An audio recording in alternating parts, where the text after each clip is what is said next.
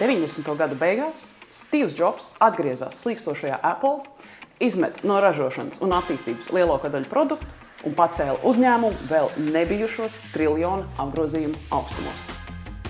Bieži vien uzņēmējiem šķiet, ka piedāvājot klientiem vairāk, darot detalizētāk, skaistāk, pūkaināk, krutāk, tie vairāk ne mums nāks un vairosies skaitā. Tomēr ne tikai Apple piemērs pasaulē liecina, ka bieži vien mūsu produkti ir mūsu pašu iedomas par to, ko klienti vēlas.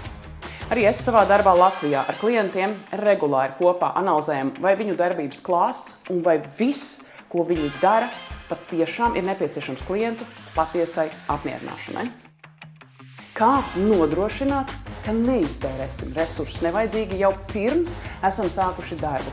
Tas ir stratēģisks jautājums. Ja arī tev šķiet interesanti pārbaudīt savu uzņēmumu darbību no šīs prizmas, tad pievienojies līdzīgi domājošajiem stratēģiju konferencē Golden Eye, jeb kā redzēt tālāk 31. oktobrī.